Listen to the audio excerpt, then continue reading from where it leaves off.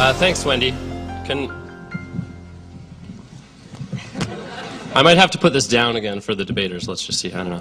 Anyway, I would also like to welcome you on behalf of myself and the UBC Debate Society. My job today is to provide you with an outline of the format of the debate and to introduce the debaters. So, starting on the theist side of this debate, we have Dr. William Craig. He is a professor of philosophy at the Talbot School of Theology, which is in California. Somewhere I didn't write down where it was in California. He has not one but 2 PhDs, which are in philosophy and theology. And these were got in England and Germany, correct? Yes. Yes. And he has been the author or editor of over 30 books, and I know none of their titles.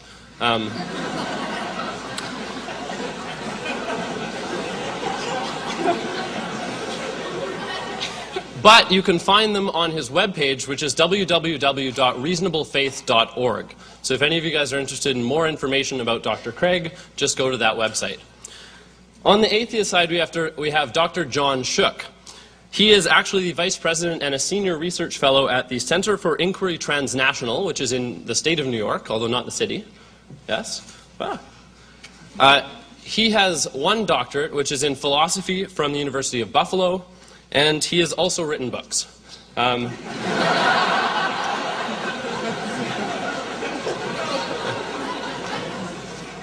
His most recent being called A Companion to Pragmatism. So welcome to both debaters.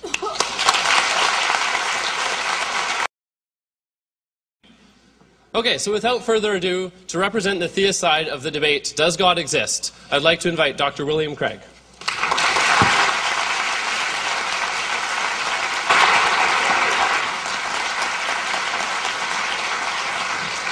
Thank you, and good evening. It's great to be here tonight. I want to begin by thanking the ACC for the invitation to participate in tonight's debate.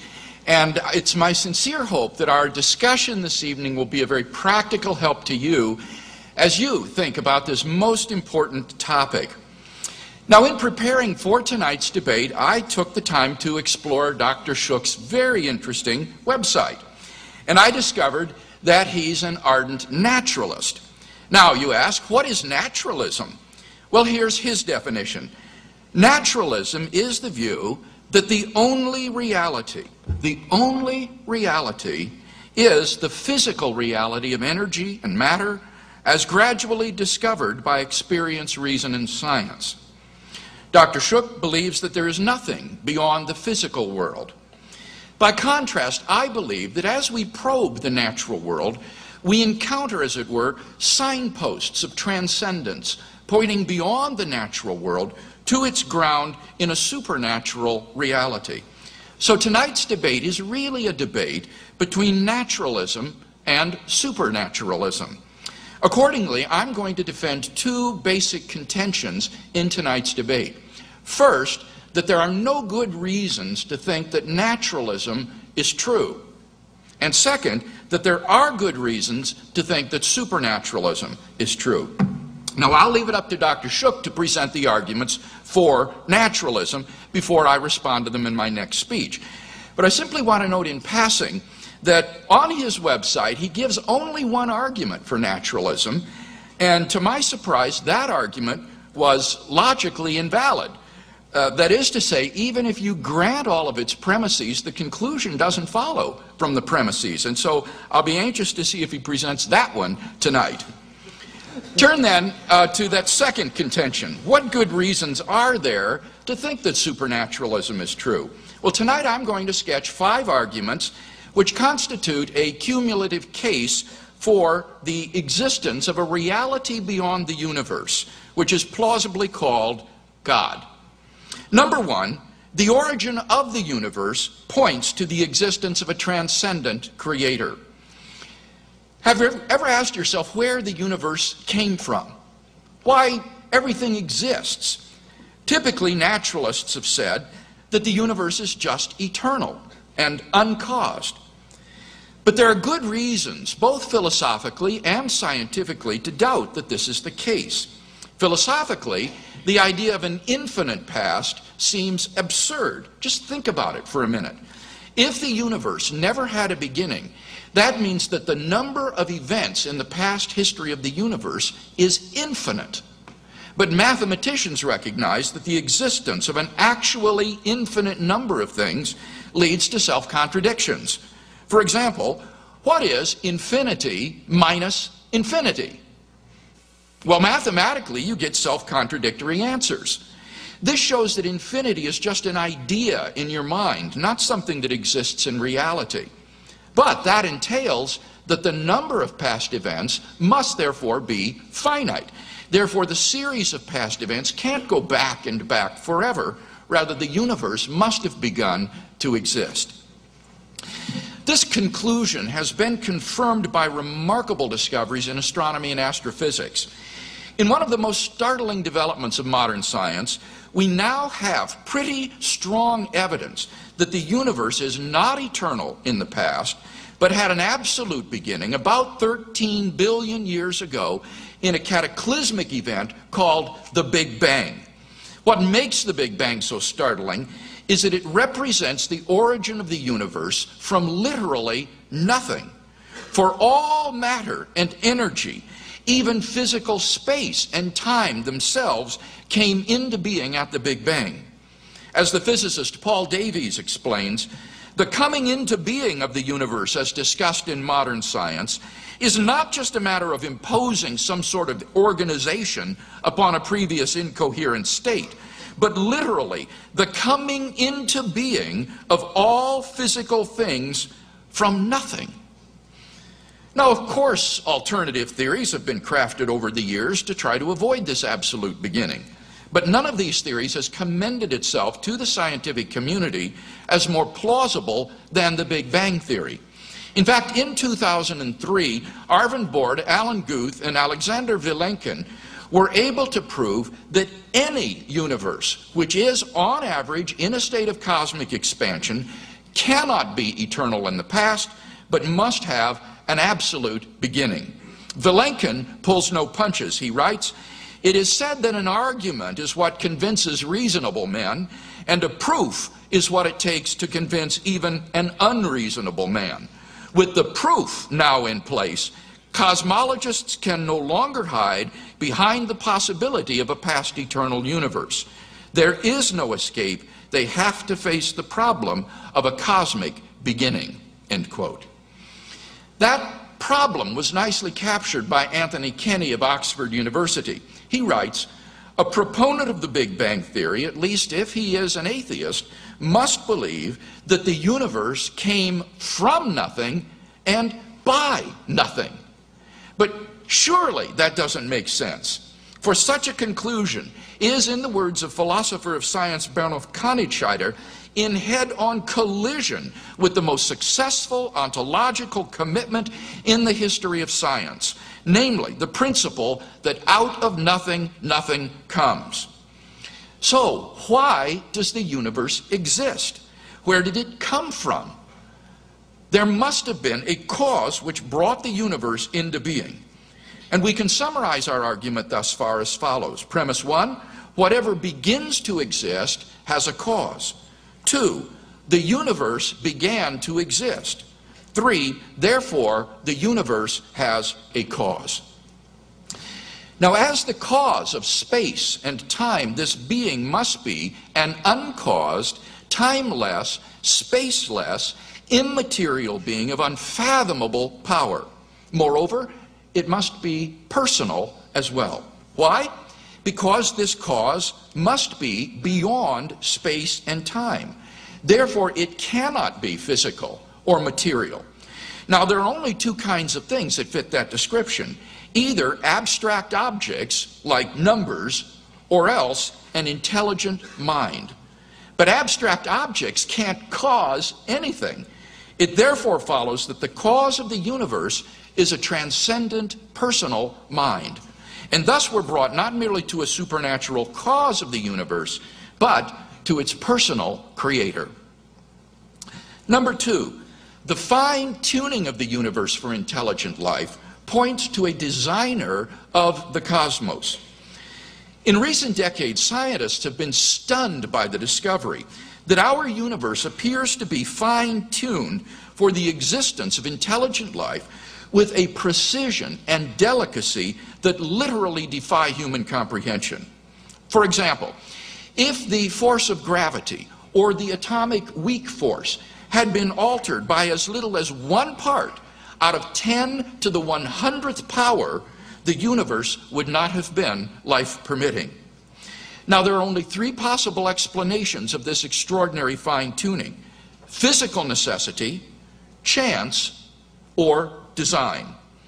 Now, it can't be due to physical necessity because the constants and quantities in question are independent of the laws of nature. In fact, string theory predicts that there are around 10 to the 500th power differentiable universes compatible with nature's laws. So, could the fine-tuning be due to chance? Well, the problem with this alternative is that the probability that all the constants and quantities would fall by chance alone into the life-permitting range is vanishingly small. We now know that life-prohibiting universes are incomprehensibly more probable than any sort of life-permitting universe. So if the universe were the product of chance, the odds are overwhelming that the universe would be life-prohibiting. In order to rescue the alternative of chance, naturalists have therefore been forced to adopt the extraordinary hypothesis that there exists an infinite number of randomly ordered universes composing a sort of world ensemble or multiverse in which our universe is but a part. Somewhere in this infinite world ensemble, finely tuned universes will appear by chance alone, and we happen to be one such world. There are, however, at least 2 major failings with the world ensemble hypothesis. First, there's no evidence that a world ensemble exists. There's no evidence that there even are other worlds, much less that they are randomly ordered and infinite. Second, if our universe is just a random member of a world ensemble, then it's overwhelmingly more probable that we should be observing a much smaller universe. Roger Penrose of Oxford University has calculated that it is inconceivably more probable that our solar system should form suddenly by the random collision of particles than that a finely tuned universe should exist. Penrose calls it utter chicken feed by comparison. So, if our universe is just a member randomly of the world ensemble, it is inconceivably more probable that we should be observing a universe no larger than our solar system. Observable universes like that are simply far more plenteous in the world ensemble than worlds like ours, and therefore ought to be observed by us. Since we do not have such observations, that fact strongly disconfirms the world ensemble hypothesis. On naturalism, then, at least, it is highly probable that there is no world ensemble, and thus the last ring of defense for the alternative of chance collapses. So, we may argue as follows. Premise 1, the fine-tuning of the universe is due to either physical necessity, chance, or design.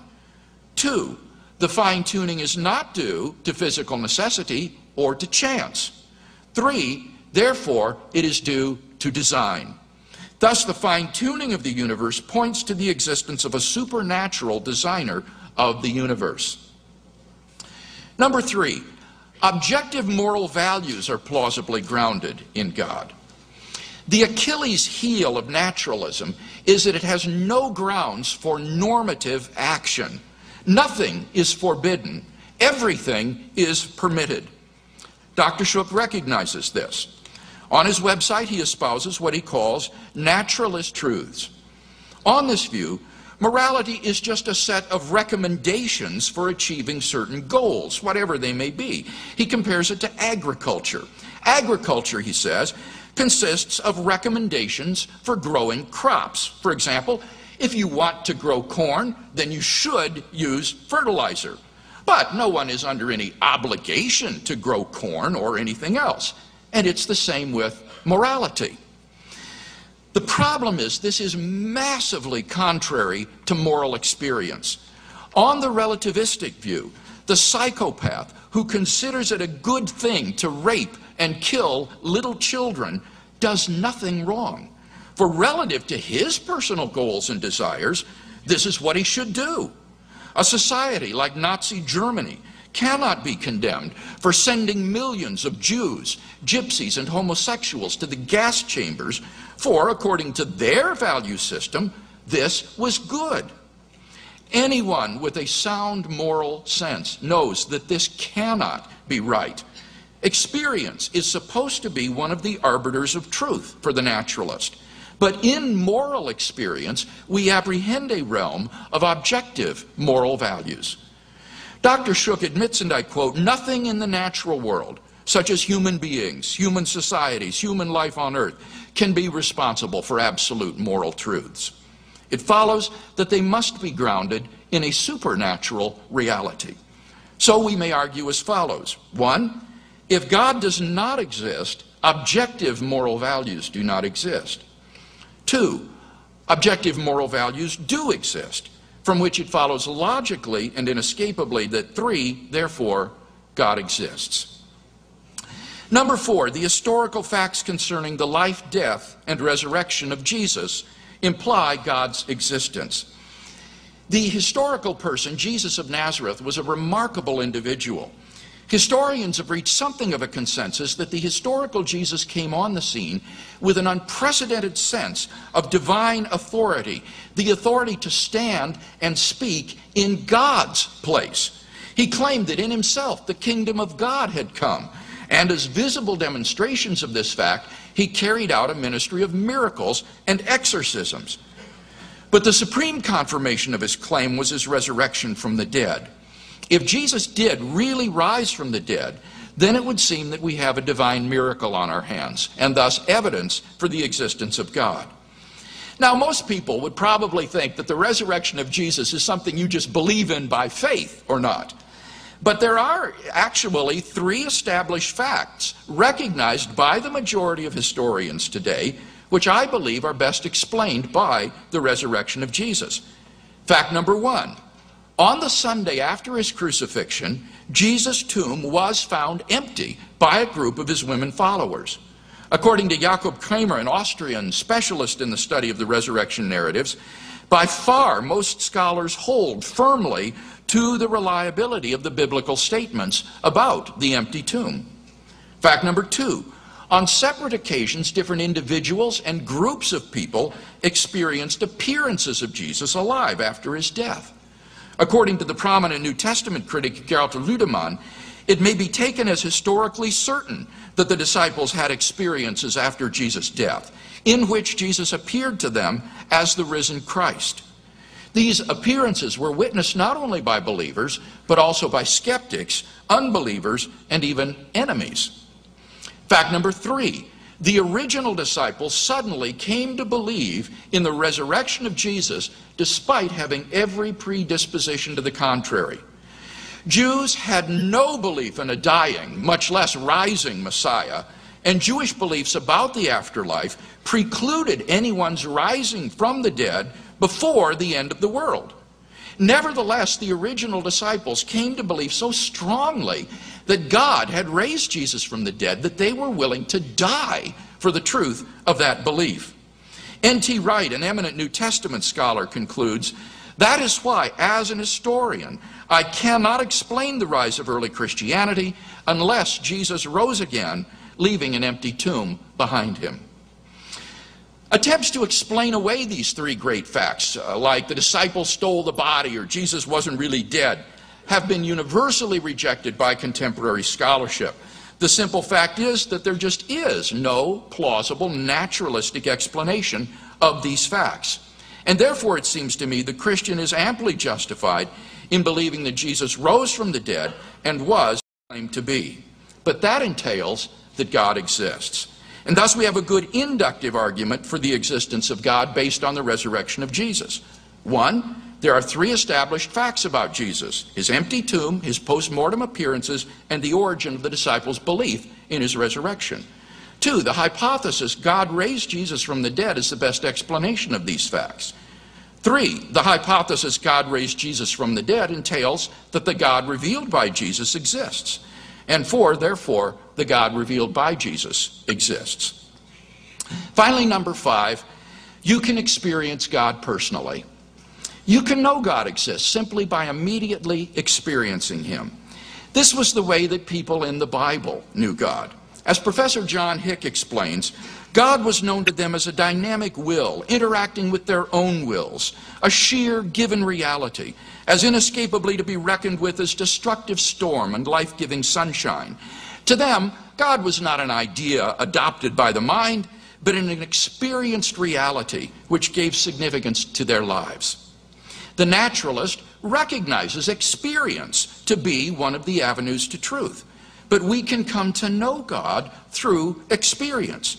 We mustn't so concentrate on the arguments that we fail to hear the inner voice of God speaking to our hearts. For those who listen, God becomes an immediate reality in their lives. In conclusion, then, we've seen 5 reasons to think that God exists.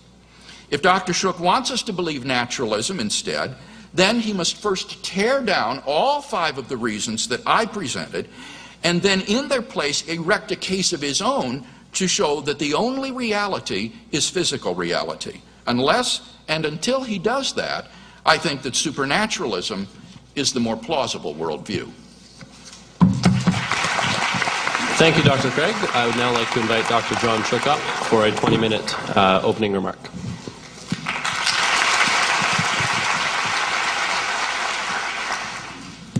Well, thank you very much. This is my first visit to Vancouver. It's a lovely city.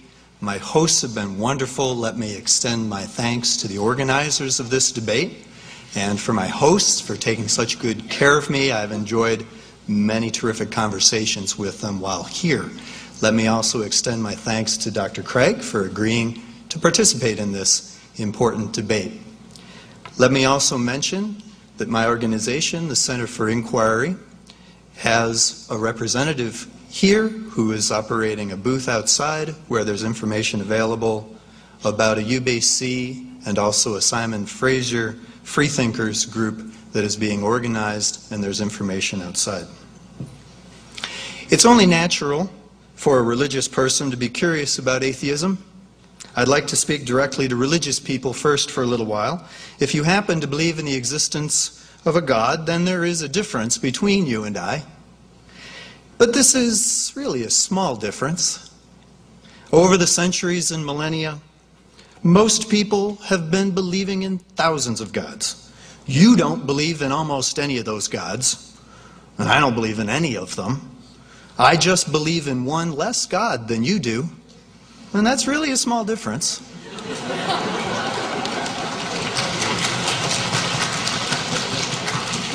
When a theist and an atheist come together to discuss the reasons for and against religious beliefs, they demonstrate their shared commitment to human intelligence. People who are committed to reason are proud to publicly share their humble efforts to understand reality and humanity's place in the world. This university, like every institution of higher learning, represents civilization's faith in the power of the human mind. All people who make up this university and every university, and people who come to speak at university events, display this respect for the human mind and show respect for the cooperative efforts of sincere people who pursue the truth together. This debate exemplifies this respect that the mind deserves. We are proud of this institution, and we are proud of you for being here to participate in this life of the mind. All right. An atheist. Who is an atheist? Dr. Craig gave us portions of his definition of what a theist is.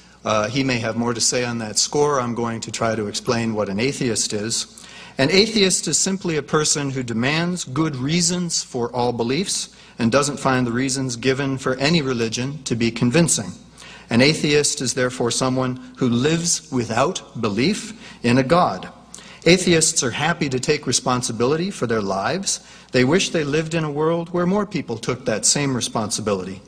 Atheists imagine a world to come in which people respectfully debate the reasons for and against belief in all these gods that are available. Today we live at a midway point between a time when only blind faith and priestly authority controlled religion, and a future time when any remaining religious belief has been thoroughly examined and tested by reason and science. I do not yet know what sort of religious belief, if any, may survive that scrutiny. The process is hardly completed. This atheist keeps watch on the process and remains unconvinced by any religions offered so far.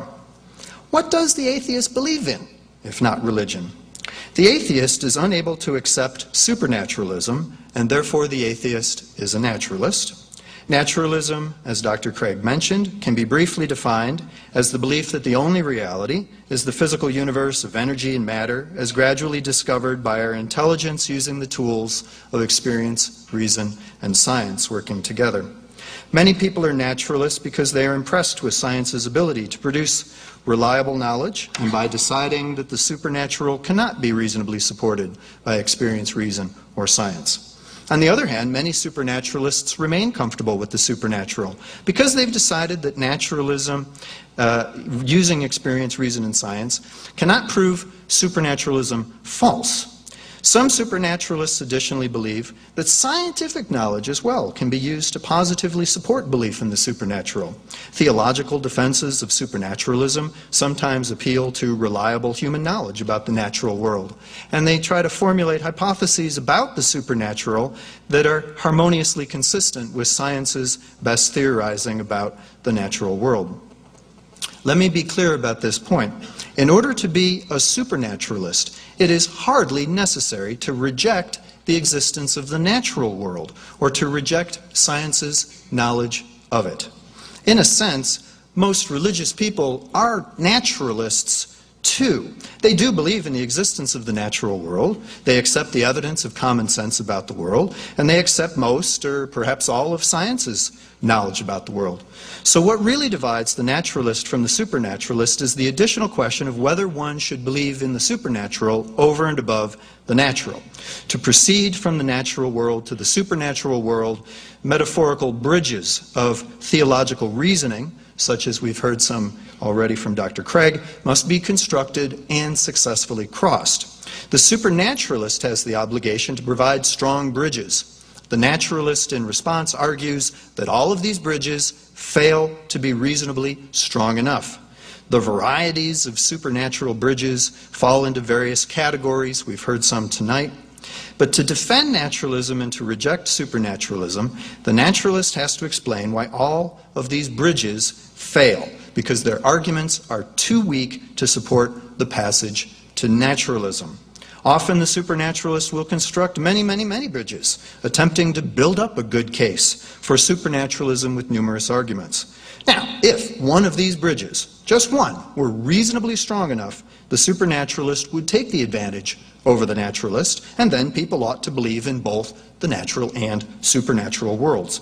Since naturalists are skeptical that any of these bridges are strong enough, they conclude that there's no reasonable way to get to naturalism. The large number of weak theological bridges impress any naturalist. Okay? If you want to safely cross a deep mountain chasm, having a dozen flimsy bridges available to you should not make you more confident of your chances of getting safely across to the other side. Now, Dr. Craig has described several arguments trying to bridge this chasm to supernaturalism. I'm going to proceed to make some skeptical observations about these bridges in a more sort of general way. We will additionally have a debate and rebuttal time to get into the heart of the details of many of these arguments. So you'll forgive me in my opening statement if I remain at a more general level, trying to give you an impression of what it's like to be an atheist and a naturalist, and we'll get down to hard details soon enough. Now, an atheist is a naturalist who is skeptical about supernaturalism. Atheism does not rest on proving that supernaturalism is false. This is key. Defenders of religion who construct hypotheses about God sometimes announce that these hypotheses cannot be proven false, so therefore they must be true. No. Theologians who design their God so carefully that no actual evidence could ever disprove it sometimes think their job is done. They seem to be saying, since you can't prove my God doesn't exist, you must admit my God does exist. Such theologians are making three basic logical errors. First, things can't exist just because we can't prove otherwise. An atheist is reasonable because no argument for supernaturalism is strong enough. The burden of proof about God is entirely on the theologian's shoulders. Second, hypotheses do not become more reasonable by adapting to fit all possible evidence. Science does not work that way, despite common misconceptions. Scientific hypotheses earn belief by correctly predicting future new evidence. A hypothesis that can survive any and all evidence makes evidence irrelevant, and so that hypothesis gains no support from any evidence. Third, lots of theologians can design their gods to be evidence-proof. If dozens or hundreds of different supernaturalisms are all claiming to be true in this way, can the atheist be blamed for refusing to accept any of them? In a weird sort of way, if all of them can claim to be true, none of them can be true. Now, when atheists are confronted by these sorts of overconfident theologians and their evidence-proof hypotheses about gods, atheists wonder what happened to good old-fashioned traditional theology. Where did the natural theology of the 16th, 17th, and 18th centuries go? 19th century theology confronted evolution and lost. Maybe 20th century theology lost its nerve too, and largely gave up on competing with science for explaining what is going on within the natural universe. Some 20th century theologians went to the extreme position that the most genuine faith is the one that endures despite being completely rationally absurd. Now, atheism can't reason or debate with that sort of irrationalism. Other 20th century theologians were chased out of nature, but they clung to the edges of the universe, claiming that only supernaturalism can account for the most general features of the universe and for the existence of the universe at all. Now, this kind of what I call theology at the edge at least offers arguments for God that can be rationally debated, and we've heard a couple tonight. However, such theology still makes no empirically testable predictions, but is simply happy to proceed from whatever science has established so far about nature. Theology at the edge can always keep its marginal place, no matter how far science advances, so long as it always adapts to stay compatible with all scientific knowledge. With the theologies at the edge permanently entrenched in the mysterious darkness beyond science's light, atheism will always have competition, and naturalism will always seem incomplete. Does the atheist deny that dark mysteries will always lurk beyond the known universe? Of course not.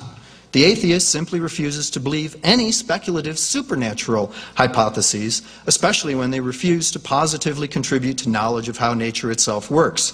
Some of Dr. Craig's arguments for God are good examples of how to do theology at the edge. Since theology at the edge is quite happy to admit that nature surely exists and that science can gain much knowledge about nature, the atheist tonight will not have to waste time establishing these facts. Of course, now, there are some religions that view nature as only illusion and science as completely delusional, but we won't have to debate whether naturalism is delusional here tonight in this context. The question again is whether we should also accept supernaturalism in addition to believing in the existence of nature. The atheist position is that we should not. The darkness that surrounds our current knowledge is, for the atheist, just more unknown nature to be explored. That's the atheist's alternative conservative hypothesis. Can the atheist now prove that beyond the known natural world lies only more nature? No such proof is possible. Naturalism at the edge is more reasonable, not because it can be proven true or because supernaturalism can be proven false, but rather because we already placed some confidence in science's expanding knowledge, while little confidence can be placed in theology's shrinking retreat. Now just consider the heavy price that must be paid by a theology at the edge. What sort of God must this theologian like Dr. Craig design in order to survive at the fringes and margins of knowledge? Dr. Craig's God, for example, must exist in a timeless, eternal, unchanging state before creating the universe. According to Dr. Craig's argument that nature must have a definite beginning, nothing real could be infinitely long in duration. For Dr. Craig's God, then, to be real apart from the natural universe, God cannot exist in time before the natural universe exists. No time, therefore no change. And so Dr. Craig's God could not, for example, make any plans, think through ideas, or do anything while in this eternal state. Now, Dr. Craig complains that we cannot conceive of an infinite series of events. Now, Dr. Craig decides this because he says infinities contain contradictions. Now, mathematicians, in fact, actually define what infinite sets are in terms of such contradictions. No implications about reality follow from this at all, and mathematicians should not be consulted about reality. Okay? Now, Dr. Craig complains that we cannot conceive of an infinite series of events, right? Now perhaps, I'm trying to be a humble guy here, perhaps such an infinite is indeed beyond human imagination. But just because something's beyond current human imagination has no bearing on reality either. Reality's doing whatever it's doing, regardless of whether or not we're able to conceive of it. We need to take a different tactic here. For example, is God's eternality any easier for our imaginations? Here, who really holds the advantage in this debate here? And Dr. Craig also tells us that this eternal, unchanging, perfect God is a person. I see no analogy, however, between living people who have to think through their actions and suffer through their experiences and a frozen, crystalline God who needs the natural universe in order to make a decision or change his mind or to learn what suffering is like. But all this is a problem for Dr. Craig to explain to ordinary Christians, not to this atheist. I don't care. I don't have a dog in this fight. I am only pointing out the extremes to which a theologian must go. Now here's another example. Dr. Craig likes debating naturalists who hold that all space, time, energy, and matter originated in the Big Bang.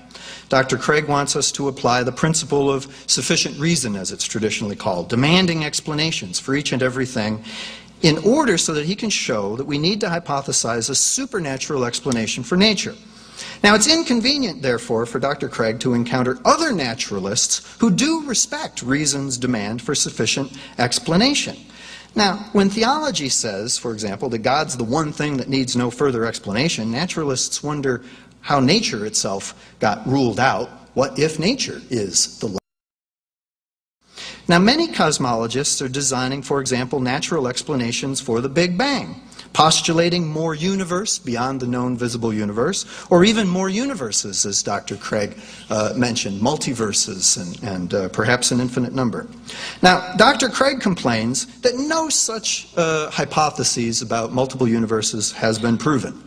We all realize that. Now, the atheist respects reason and admires adventurous scientists who push into the dark frontiers of nature, constantly expanding our conception of reality. Now, not so long ago, people believed that the Earth was at the center of a small starry sphere. Then our solar system became just a grain of sand in a vast galaxy. Then our galaxy just became one lost among a trillion more.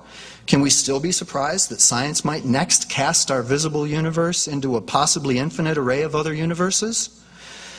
All we need as naturalists is to offer one speculative hypothesis to stand against the supernaturalist's hypothesis. Neither of us can prove these to be true, neither of us can prove them to be false, but in a stalemate debate like that, the atheist wins because the more reasonable position is the conservative position. Stick with what you know. All right, now let me continue. I agree, our planet is special indeed. It appears designed for us, and evolution explains why. The universe, however, does not appear to be especially designed for life. The modern-day theologian of the edges doesn't really care either way anymore. If the naturalist points out that all sorts of other kinds of life could exist in universes where the laws of nature were different, the theologian says, no, our God wanted just this universe exactly, just what's best for us. And so this God is made immune from all evidence. If the naturalist goes the other way to complain about all of the obvious natural imperfections and natural evils of this harsh, hostile universe, the theologian then can twist around and say, no, our God wanted just this universe exactly, even if it doesn't seem best for us. And again, God is evidence proof. Theology at the edges needs to keep God in the dark and deep in mystery. The atheist doesn't want to live in the dark, finding it more reasonable to live in the light. Now I'm going to proceed very quickly in 3 minutes to give a brief outline of responses to Dr. Craig's arguments about morality, the biblical authority, and revelation. They're going to go by real fast, but I already told you at the beginning, in these opening statements, we're not going to be able to get in the nuts and bolts of what the other guy just said. There's going to be rebuttal time following, so stay tuned. This is going to go fast. Dr. Craig describes these objective moral values and truths as truths entirely independent from humanism, right? They are what they are, completely independent of what any or all of us think, humanity collectively. However, when he defines it that way, he begs the question. He defines morality in a way that already transcends us and appears to win the argument without any effort at all. Fallacy. We need to redefine some terms here. Let's mean by objective simply the opposite of subjective or dependent on just what you or me. Now, I agree in one sense that there are objective moral truths. I don't believe that there are any absolute moral truths. Dr. Craig was correct in quoting me accurately from my website, but you need to understand the distinction between objectivity and absolute. Okay? Objective truths can still be true in a sense that is relative to humanity, but not to subjective personal whims. Take, for example, science. Science yields objective truths, but they're the result of our effort, and they may be revisable in the future. We should trust science's knowledge, even knowing that we humbly have to admit it might be corrected in the future by us humans. Absolute moral truths, on the other hand, completely transcend humanity. Now, I don't believe that any single religion can be trusted to tell us what these moral truths are. He mentions a few. I don't have any objection to them. I believe in them. Okay? So in my rebuttal, stay tuned for what more I have to say about the relationship between religion and morality. I claim that there are objective moral truths in the sense that we can all agree on them and ought to agree on them. They're not subjective, but they're not absolute either in the sense that Dr. Craig needs them to be to make his point. All right? A couple real quick words about his appeal to the Bible and to mysticism. Dr. Craig talks about the Bible as being an authority. What we need is other sources outside of the Bible. Dr. Craig doesn't cite any. He talks about personal experience. Well, Christians experience Jesus, Hindus experience Krishna. These things are culturally relative and have no bearing on what reality is ultimately like. Thank you for listening to my opening statement.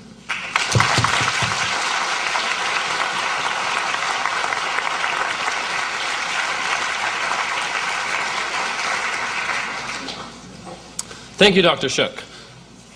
One thing that we did forget at the beginning, if anyone has any cell phone which might still be making noise, please turn it off. I'm very happy that it didn't come up in the 40 minutes we've had already, so I hope it doesn't in the future. The other thing, very good table thumping technique. Enthusiasm could be a bit better. Okay. So now we have a 12-minute each rebuttal period, so the debaters can directly address the points that were made on the opposite side of the debate. So here's where we will hopefully see the debate start to heat up a little bit. And to begin that, I'd like to invite Dr. Craig back to the table.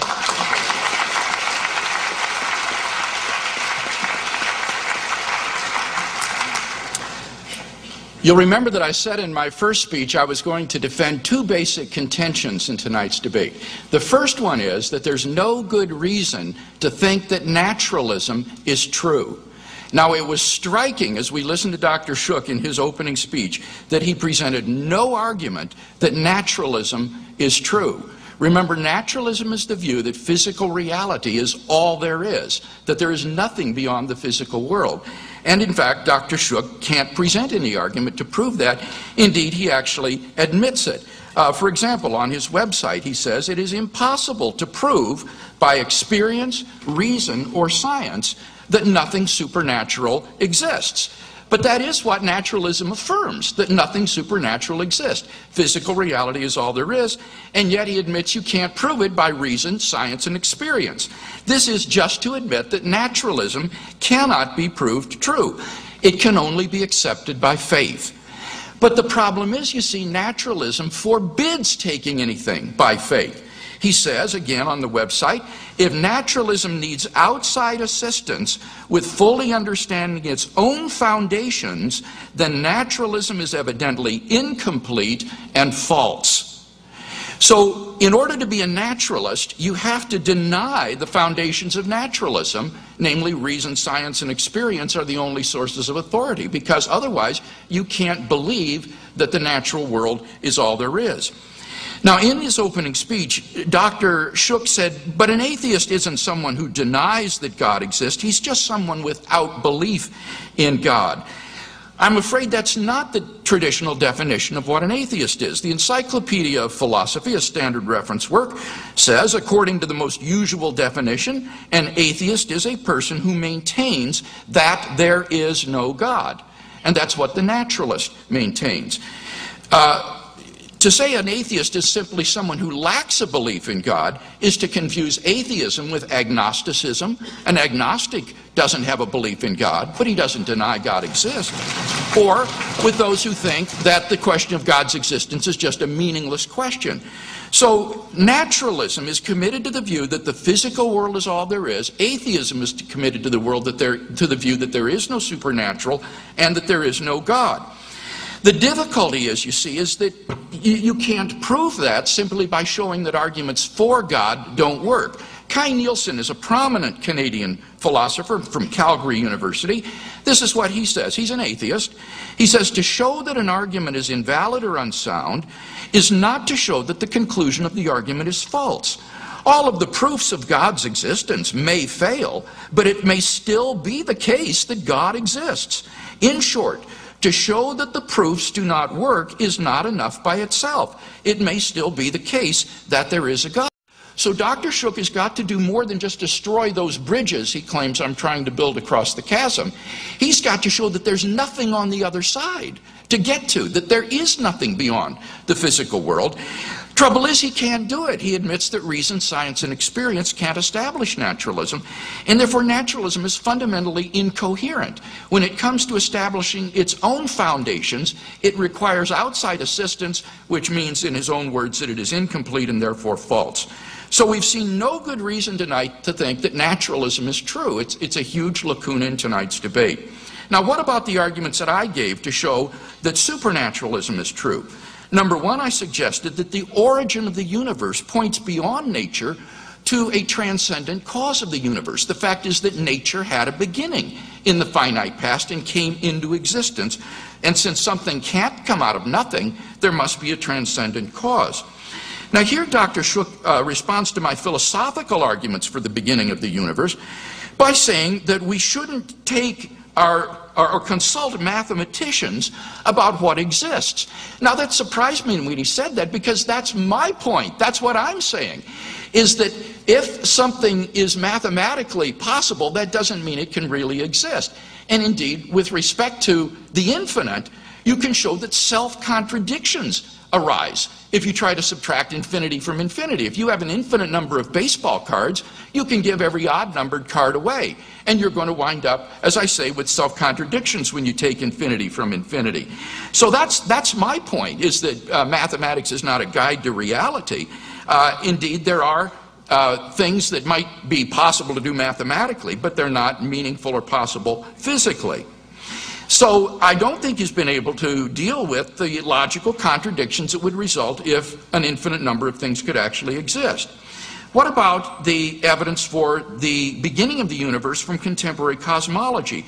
Here he says, well, maybe a multiverse will avoid the beginning. Again, I've already refuted that in my opening speech. The Born-Guth-Vilenkin theorem, developed in 2003, shows that any universe, including an inflationary multiverse, cannot be extended infinitely into the past. You reach a past space-time boundary in a finite amount of time, about 13.7 billion years ago. So we have both good philosophical arguments, that's reason. We have scientific evidence, that's science.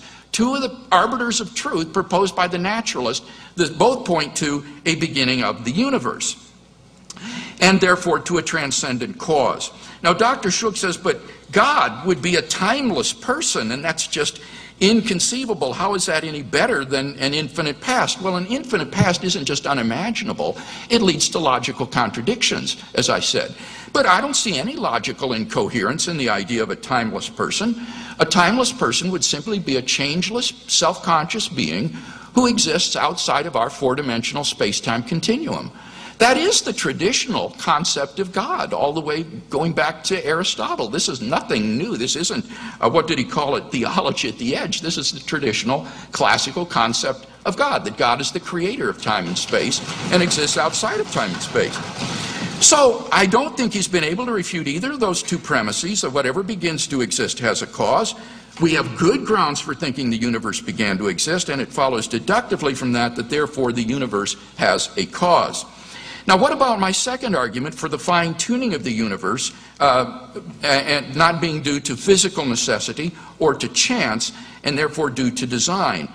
Here, I saw no refutation other than some vague reference to natural imperfections in the universe. But notice my argument here isn't appealing to biological evolution. My argument is not denying that. It's fully compatible with the typical Darwinian story. I'm going back to the initial conditions of the universe, which in recent years have been discovered to be fine-tuned for the existence of intelligent life with a precision and delicacy that is simply incomprehensible. And you've got to explain this by either saying it's physically necessary, but that contradicts everything that physics is telling us about these constants and quantities, or else you've got to say that it resulted from chance alone. And I looked at the attempt to defend chance by the multiverse hypothesis and gave two arguments against it. So I think that argument still stands. What about objective moral values? I said that if God does not exist, objective moral values do not exist. But in moral experience, and again, experience is one of the arbiters of truth for the naturalist, we apprehend a realm of objective moral values from which it follows that God exists. Now here Dr. Shook says he believes that there are objective values but not absolute values. But notice how he defines objective. Objective is something that we can all agree on. Well, I don't think that on the naturalist view there are even objective values in that sense. The psychopath doesn't agree that it's wrong to torture and rape little children. The Nazi National Socialists didn't think it was wrong to send Jews and gypsies to the gas chambers. The apartheid supporting Afrikaner in South Africa didn't think there was anything wrong with racial discrimination. You see, these moral principles on Dr. Shook's naturalism are objective only in the sense that the recommendations for agriculture are objective. It is objectively true that if you want to grow corn, then you should use fertilizer. That's an objective principle. Similarly, if you're a psychopath and you want to have the greatest pleasurable experience, then you ought to torture and rape your victims. It's objective in that sense. You see, he says that moral values are just practical prescriptions of recommended actions for achieving a certain goal. And those goals are relative to each individual, to various societies, whether Nazi Germany society, apartheid South Africa, killing fields in Cambodia, communist Soviet Russia, they're relative, or relative to the human race. It doesn't matter. All of these are equally valid. So it seems to me that it's very clear that on Dr. Shook's view, there are not objective values in the sense that these are valid and binding apart from human opinion, except in the sense that these are these practical recommendations. If you want to do this, then you should do that. And that, as I say, is massively, massively contrary to moral experience. So if you agree with me that it is better to love a little child and nurture him rather than to torture and rape that little child, if you think there is a moral difference between those two, then you should agree with me that God exists. On the naturalist's view, there is no way to found a realm of objective moral values, because in nature, whatever is right. We are just a relatively advanced primate species and have no more intrinsic value than a species of bonobo or apes. What about the resurrection of Jesus? I pointed out that today historians agree on the fact of the empty tomb, the appearances of Jesus, the origin of the disciples' belief. These are historical facts, again, what the naturalist would appeal to. And therefore, they need some explanation. How do you explain these? I can't think of any better explanation than the explanation the disciples gave, that God raised Jesus from the dead. Dr. Shook responds by saying, well, you're taking the Bible as your authority. No, I am not. I am treating the Bible as an ordinary collection of historical documents comparable to Thucydides or Herodotus or other ancient works, and investigating them historically, and these are the facts that historians have determined as a result. So I'm not appealing to the authority or inspiration of the Bible here, but treating them as ordinary historical documents. Finally, what about immediate experience of God? He says, well, experiences are relative, that people have experiences of Krishna. Right. And I would say that a person has a right to believe in what he experiences unless he has some sort of a defeater for that experience, unless there's some reason to think that he is deluded or incorrect. He has a right to go on the basis of that experience, and experience is one of the means of truth that the naturalist believes in. So why does he deny religious experience? Why exclude that as part of the rich human tapestry of experience? It seems to me that in the absence of any defeater, any argument for atheism, and we've not heard one tonight, I'm perfectly rational, perfectly within my rights to continue to believe on the basis of my experience that God exists.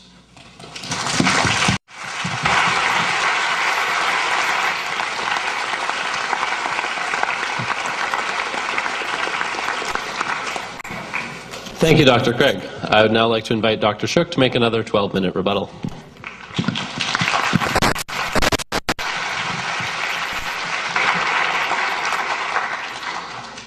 You see how the guy who gets to go second really falls behind fast. So I got a lot of catching up to do, but let's start with some preliminary complaints about Dr. Craig's claims that I haven't proven squat. Let's find out. Now, I say again, that a sufficiently evidence-proof supernaturalism, a supernaturalism that is compatible with any and all anything that science goes to the trouble of bothering to find out, is a supernaturalism. Yeah, it can't be proven false. How does this help the supernaturalist? I can't prove Santa Claus doesn't exist either. Maybe Santa Claus has a hidden, secret, invisible castle up at North Pole. Theologians are very intelligent people with powerful imaginations. For every supernaturalist hypothesis on offer from this Christian, there are hundreds more. What's an atheist to do? Somehow, they can't all be true. When the atheist shrugs his shoulders and refuses to believe any of them, who looks more rational? Now, Dr. Craig wasn't paying attention to my argument for naturalism, so I will go to the trouble of repeating it. My argument for naturalism is precisely two claims. Sound familiar? Follow me. Number one, nature exists. Number two, no supernaturalist hypothesis, no bridge is reasonable. And furthermore, by the way, if you don't have a bridge to the other side, if you have no idea how to cross it, you have no reason to think there's something else waiting for you at the end. You're going in the irrational chasm. When Dr. Craig claims, well, I must be right because he can't prove me false, you see we have this sort of schoolyard juvenile logic operating here, and I think we're adults. Now, let's get back to the concrete details of the arguments. An atheist, to repeat, by my definition, does not believe in any God, anything supernatural, and lives without religion. Some of the things that I've said, for example, you cannot prove a sufficiently transcendent, evidence-proof supernaturalist hypothesis false, sounds more like agnosticism. I cannot waste time here getting into the terminological debates. Is atheism kind of like agnosticism or really different? Atheists and agnostics can't agree with each other. I pitied poor Dr. Craig to try to figure that out as well. So let's drop it. Let's stick with my definitions because this is my time. Now,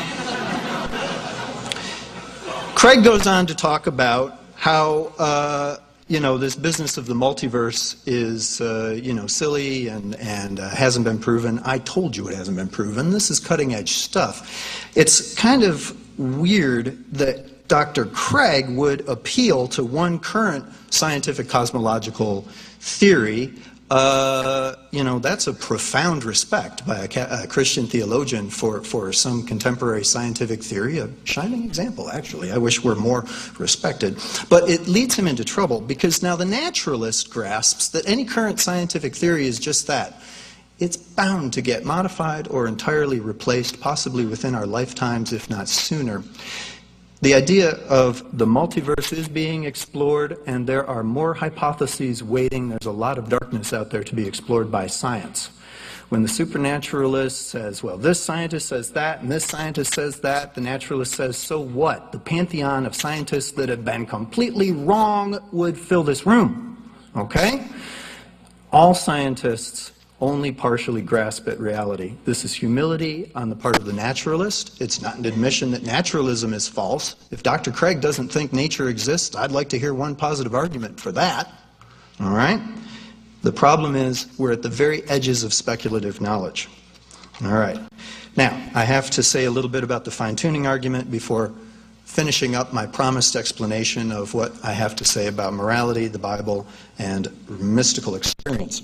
Now, it is true that if certain fundamental properties of our universe were slightly different, then the type of organic earthly-like life that we presently understand would not be possible. However, for all we know, other kinds of life could flourish under quite different fundamental properties of nature. We are simply ignorant of the possibilities. Now, the theologian could counter-argue by saying that a supernatural being has an overriding aim to ensure the existence of forms of life just like us.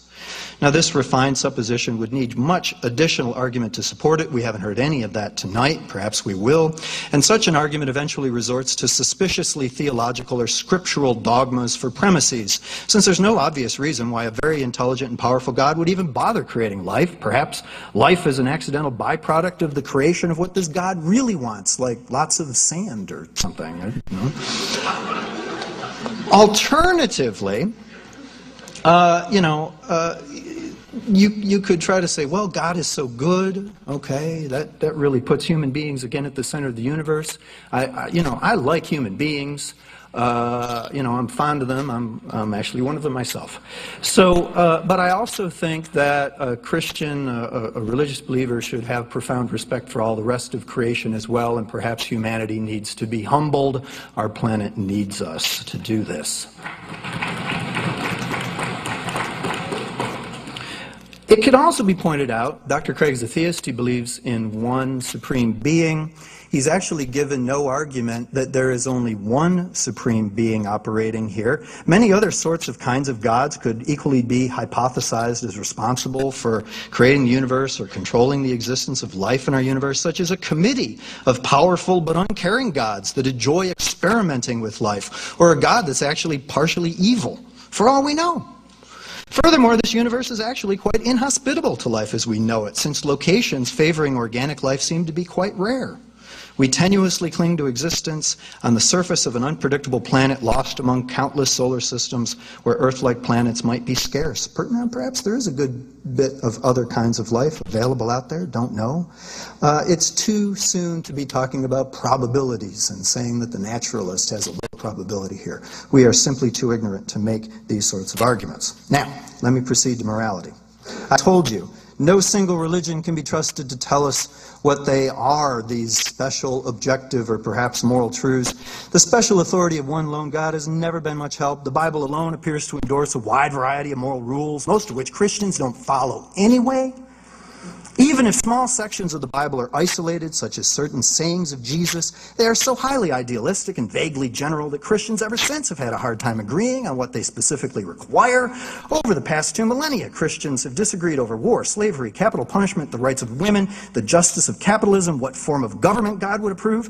Ironically, the little specific agreement that Christians have reached by now has been reached by consultations among theologians and democratic voting in ecclesiastical conventions and assemblies.